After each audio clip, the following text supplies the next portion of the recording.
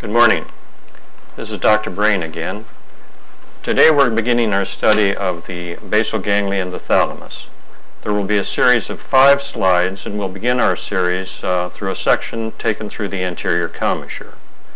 The last section will be through the posterior commissure. Our emphasis will be on looking at the basal ganglia and the various nuclei of the thalamus. There are 10 important structures in this slide. Let me go over them with you, and then we'll briefly come back to discuss function. First, this is the corpus callosum. This is the largest commissure in the brain, interconnecting analogous parts of each hemisphere. The head of the caudate, very important part of the basal ganglia. The anterior limb of the internal capsule, and this portion is very close to the thalamus, very close to the genu, because here's a portion of the thalamus here. The putamen, another part of the striatum. The external segment of the globus pallidus. The anterior commissure.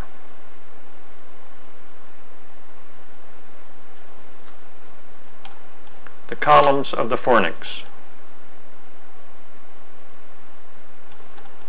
This region here is from the basal forebrain, and it contains a number of very important structures, nuclei.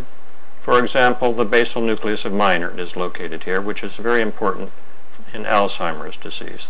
There is a selective loss of these cholinergic neurons. We can see here a portion of the amygdala. And of course here is a section through the optic chiasm.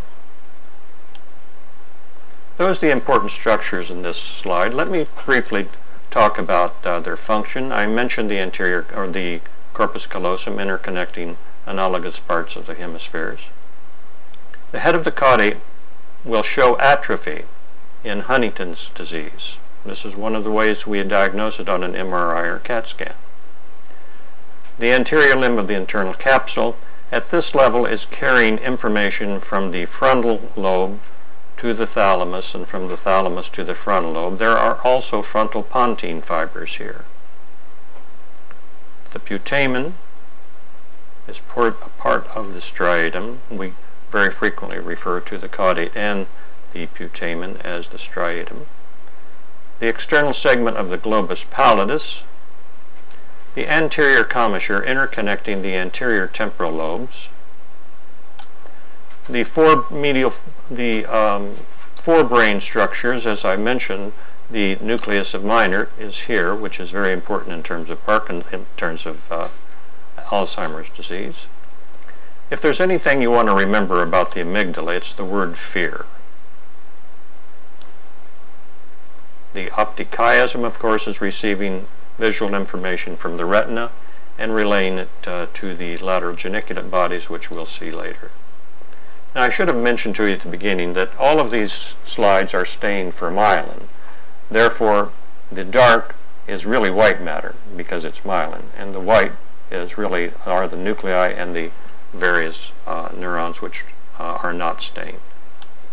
That pretty much takes care of this slide. Let's take another slide now, just slightly posterior, caudal to this section, for our next discussion.